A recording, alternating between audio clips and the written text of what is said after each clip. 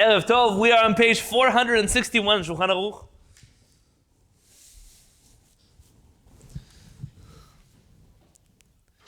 And we are discussing now all the subcategories of chavitza, of the laws. There's a Talmudic term, chavitza, of breadcrumbs that are mushed together, that are cooked together, then discussing the different ramifications and halakha of such foods. Page 461, in the halakha berua, birkat pirui lechem u'matzah. The blessing on breadcrumbs or matzah meal. In Hebrew, you call it, possibly they call it kemach matzah, but here we would probably be referring to them as pirei matzah, matzah crumbs, like breadcrumbs, but I don't think anyone actually says the word matzah crumbs. I've never heard such a thing, but that would be what we're talking about.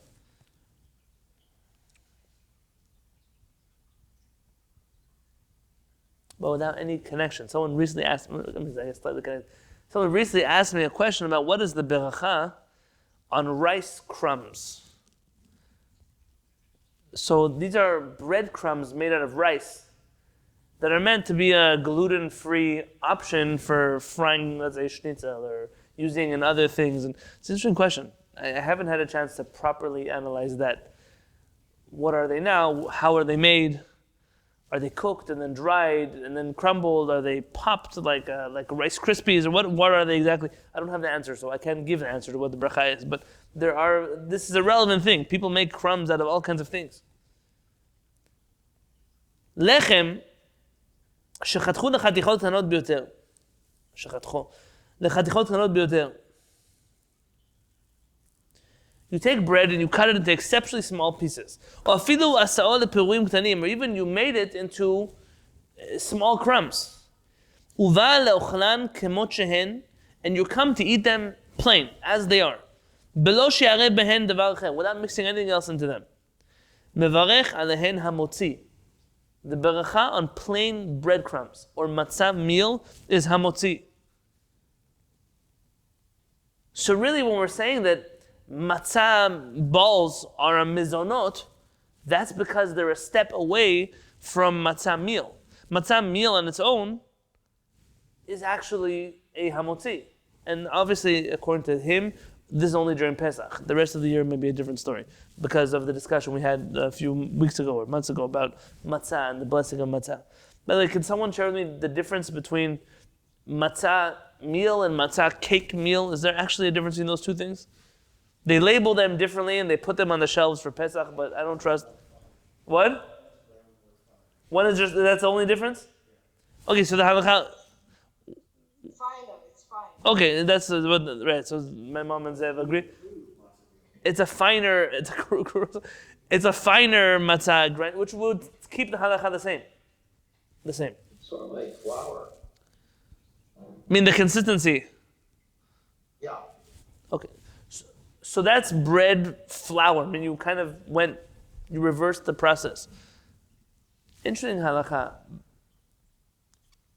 Bread flour. We have a word for that in Hebrew. What do you call roasted grains?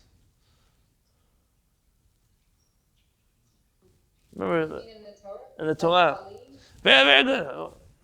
Pam, you got to tell us where you went to school because we need to send our kids there. ולחם וקלי וחרמל לא תאכלו עד עצם היום הזה, the book of Vayikra. All kinds of grain products that you can't eat. Some of them are roasted grains. You hear this thing about people unable to dip their matzah into liquids on Pesach.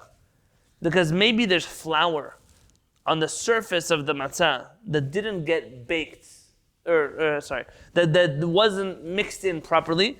And now it's going to come in contact with your water or your matzah ball soup or whatever else. And I guess those people don't eat matzah ball soup. So just soup, okay? Whatever soup. Rabbanit, what soup do they eat in your house on Pesach? Do they eat on Pesach?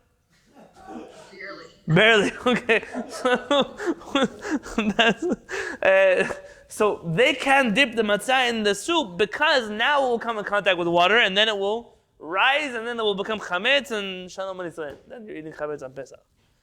So let's pretend for just a moment that this really works that way because What about the spit in your mouth when you're eating the matzah? Or what about things like pure fruit juices, which Chachamim say that even fresh flour can be mixed with on Pesach itself and doesn't become chametz ever? You know this halakha?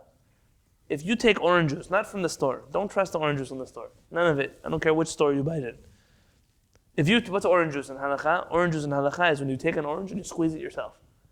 There's not one drop of water in that orange juice, and you mix it in with raw flour. You can bake cookies with that on Pesach. Let it rise for the whole day if you want. It's not machmitz. Wine, real wine, not water wine, real wine that you make at home. You can mix that wine with flour and make cookies. On Pesach, no 18 minutes. Water activates the 18 minutes. So, putting avocado on your matzah, guacamole, and you cut it up, what do you put in there? Cilantro, red onions, tomatoes, avocado, and then you put on your matzah. Which part of that can make your flour, your imaginary flour, of course, which part of that can make your flour chametz? The moisture. And the moisture is not the moisture there is purely from fruits and vegetables. It's not water. But let's pretend they're talking about soup, but the soup actually has water inside of it. Why did the Chachamim, before these Chachamim, why did they never think about this problem? Why do you think of the Talmud? They thought about everything. They didn't think about the unbaked flour on top of your matzot. Well, they forgot about it. I mean, if it's a reality that matzah has flour in it that could become chametz, then you would think Chachmei Sfarad would also be worried about it. It's chametz. Chametz is chametz. There's no difference between Ashkenazim and Sfaradim regarding chametz. So why were our Chachamim not worried? Who here has tried to bake something with matzah meal? Jack's cake, finely ground cake matzah meal. It's flour. Why can't you bake with it normal things? It doesn't rise anymore. It's dead. It's a dead flour. It's already baked. If you take flour, I didn't try it, but I had in my house a scientist who was a student of Rabbi Shlomo Zalman Auerbach. Alav Shalom. Remember him? He came from Yerushalayim. I don't remember his name. He was in our home for a Shabbat. And he has a laboratory in Hebrew University. And he said every time Rabbi Shlomo Zalman Auerbach had a question in science and halakha, he would send him to his laboratory to go do research for him, and he would come back. He said, take flour, a sheet of, take a pan and spread flour thin on it, and roast it in your oven, and then try to bake something out of it. It doesn't bake. I feel like you don't need a scientist in a laboratory. I think any person who knows how to bake things could tell you that. But Rav Shlomo Zalman Auerbach needed a scientist in a laboratory because, like me, he probably didn't spend much time baking in the kitchen. It doesn't rise.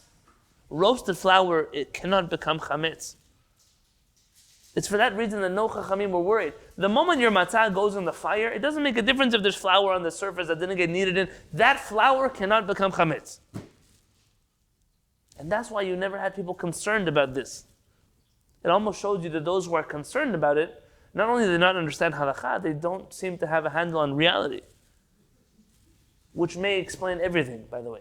I think so much of what we see in the Jewish world, I don't want to stick a mental condition from the DSM onto it. I just want to, not that.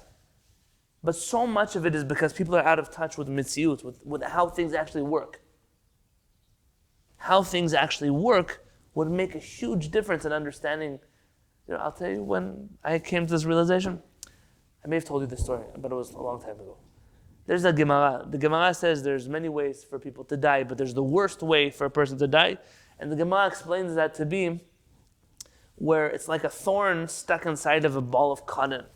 When you pull it out, you tear the cotton. That's like a neshama being ripped out of a body. And then there's what they call mitat neshika. It's like a death through a kiss. It's a very the tzaddikim pass that way. Moshe Rabbeinu, Aaron Kohen. Okay, it says like a hair out of milk. Have any of you ever tried to take a hair out of milk before? Don't get embarrassed answering this question. It happens. Have you ever tried to take a hair out of milk or out of any liquid, for that matter? You know how hard it is? Every time you go get it, it goes somewhere else. So how could that be the example of a simplest death? It's so fast and so simple, so painless. Until you realize that Chachamim didn't buy milk at Sprouts or Ralph's or Vaughn's or Costco. Chachamim got milk from their cow. And when you milk a cow, there's froth that happens on top of the milk. It's a real thing. I didn't make it up. I have a Talmid who has cows. That's how I became enlightened about the cows. Alav Shalom, already. He's not with us anymore. And this froth is there. It's a HaKadosh Baruch Hu's creation. It seems to be there to keep all the, the bottom of a cow is not so clean.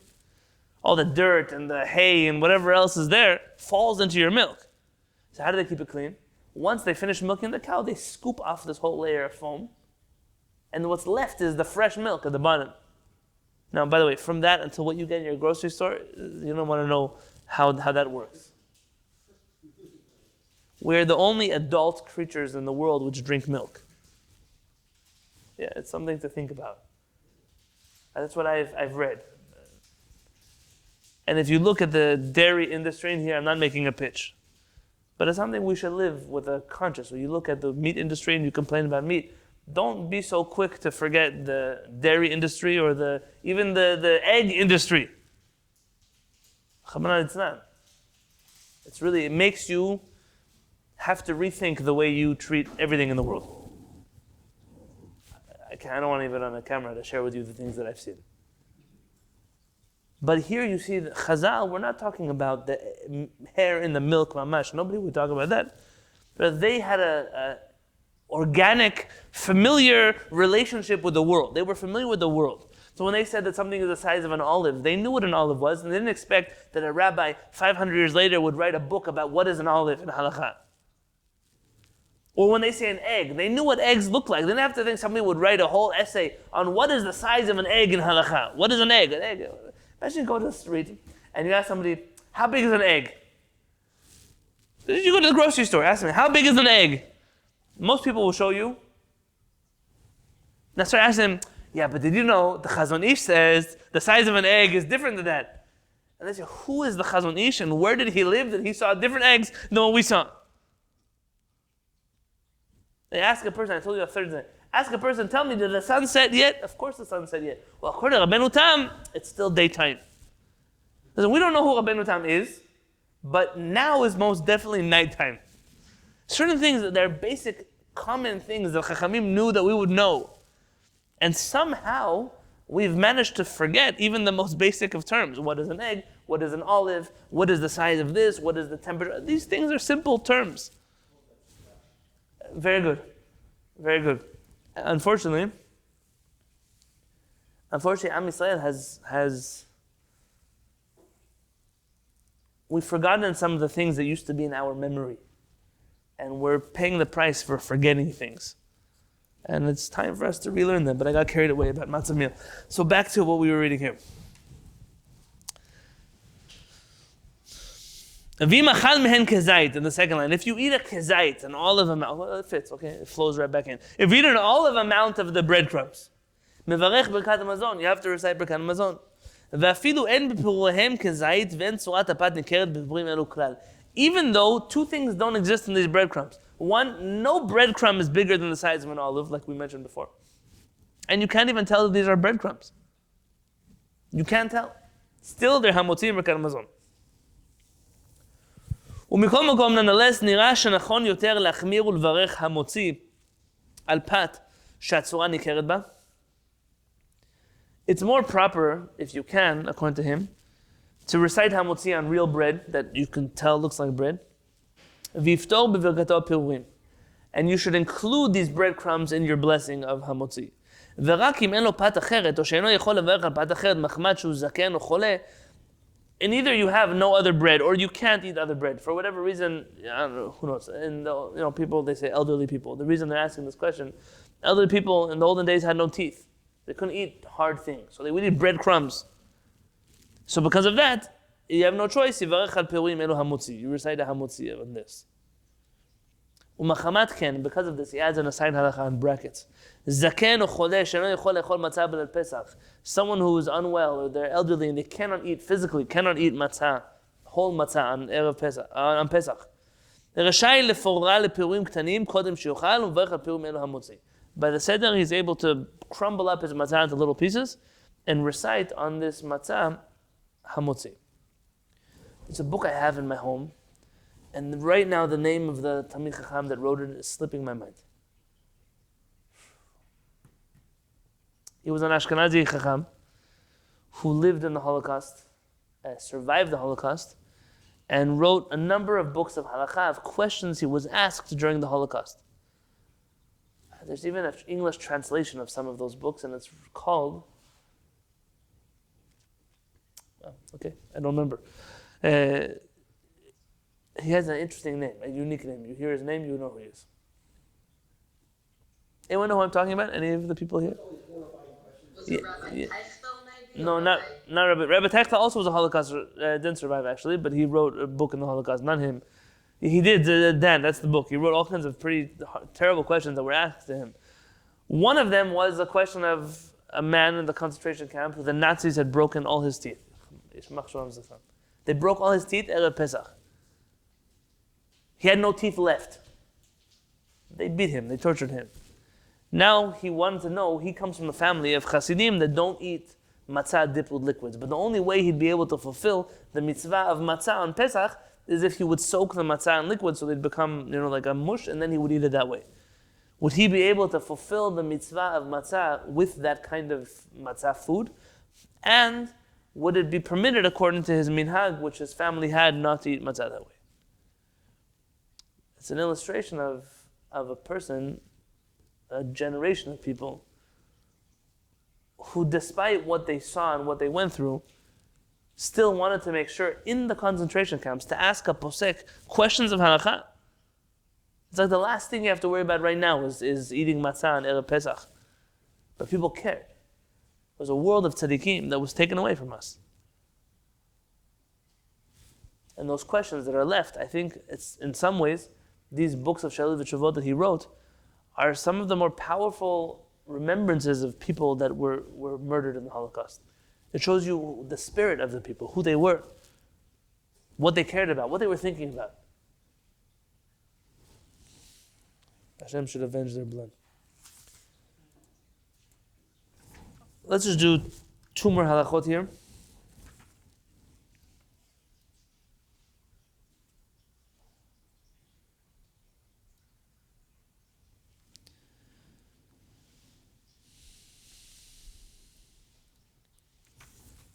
By the way, this last thing where he says that if you can, you should...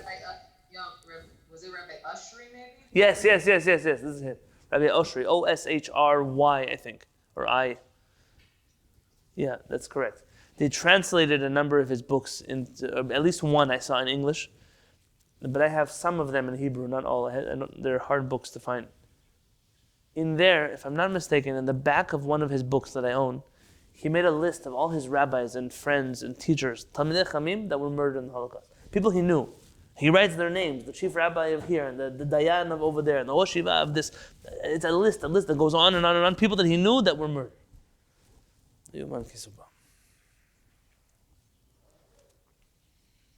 So he mentions here in the footnote, Chavav, exactly what I've mentioned to you in the past, which is, in Chacham Ovadia Yosef's family, there's this trend of we follow Maran, except for when here we don't. Maran says in the breadcrumbs you recite, Hamotzi lechem min haaretz. So why did he say it's better to eat other bread?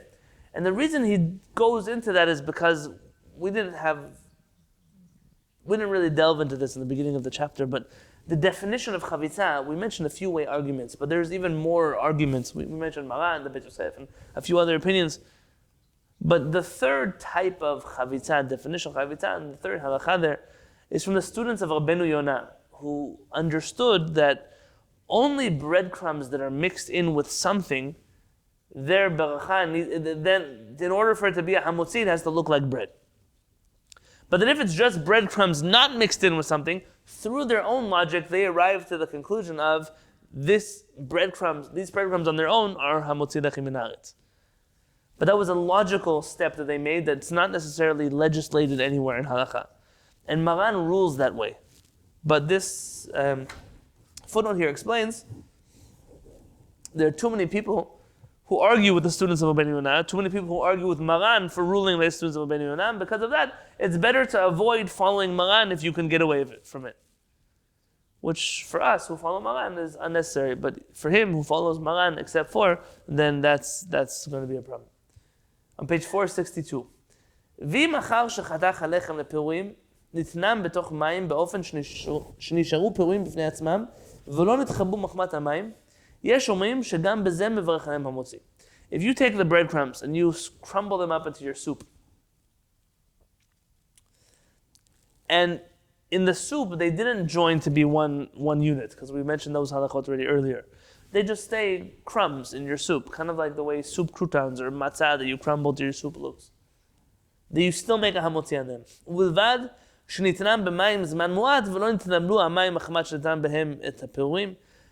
Obviously, we're talking about a case where you put the matzah or the challah in quickly, and it hasn't been there for a long time. That we mentioned earlier, the halachot of the soup turning white because it's been in there for so long. So not that long, but now you put in the. People do this on Pesach. I see it in my home at least. They take matzah, they crumble into their soup, and they eat their soup with the matzah. That would still be a hamotzi according to many poskim.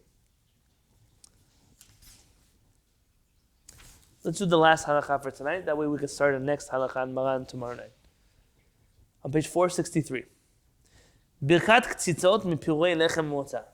The blessing on ktzitzot are normally we say like meatballs, but ktzitzot just means balls. Food that you make into a round shape from anything. So you can have ktzitzot dag out of fish, ktzitzot basar out of meat, ktzitzot off out of chicken, so on and so forth. Here you're having ktzitzot matzah, which is the proper Hebrew way to refer to knedalach or matzah balls. So ktzitzot that you made out of matzah or bread. Im irev betzim o mayim o mei perot b'purei lechem. If you mix eggs or water or fruit juice inside of breadcrumbs, or bekemach matzah or matzah meal, and he writes bepesach, on Pesach, for those who are lenient to eat soaked matzah on Pesach. Notice that this is supposed to be a Sephardic Chacham. Instead of writing on Pesach and just leave it like that, or on Pesach, except for those who have a custom not to eat this, he says that we're the lenient ones for not eating for eating the soaked matzah on Pesach, gebracht. V'asa mehem ktzitzot, and he made ktzitzot, and in parentheses he has knedlach.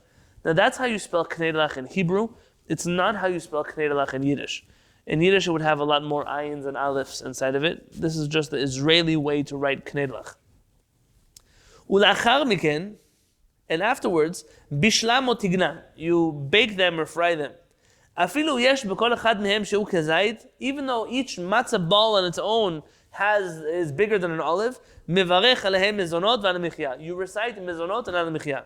V'afilu kovea seudato alehem. Even if you're eating matzah ball as your meal, v'ochel mehem arbe meod, you eat a lot of it, a whole pot of matzah balls. Eino mevarech alehem and al mezonot v'al michya. You only recite a mezonot and al michya. That's it. That's all. That's the bracha on the matzah balls. ואם עירב פירורים קטנים ביותר של לחם או של קמח מצה בפסח במים בלבד והפעם בתנור. And if you take breadcrumbs or matzah crumbs and you mix them with water and you bake them in the oven, you recite hamotzi or birkat hamazon. ואם ירבם במים עם מי פירות וסוכר וכיוצא בזה והפעם ואם טעם המתיקות ניכרת בעיסה mevarech mezonot v'al michya.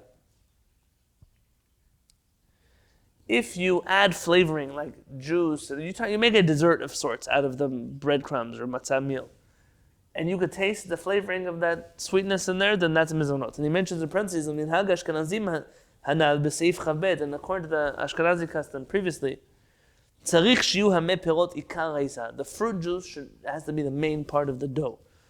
The way our parents always explain this is somewhere in the middle between these two opinions, which is, if what you're eating tastes like a dessert, then it's a dessert. This is all regarding breadcrumbs. Or matzah b'Pesach, or matzah crumbs on Pesach. But with bread, matzah meal after Pesach. According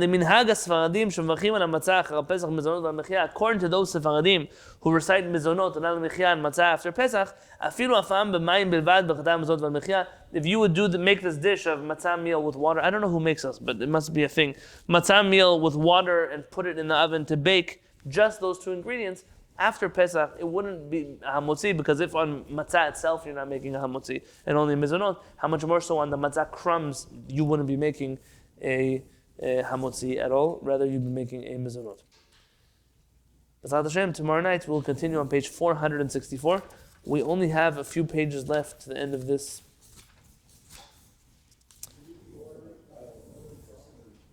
So we're going to have a meeting probably in the next 2 weeks about what we're going to do next. B'ezrat Hashem. I'd love to hear from everyone else. All right, we'll see you tomorrow. Anybody have any questions? I'm here to answer questions.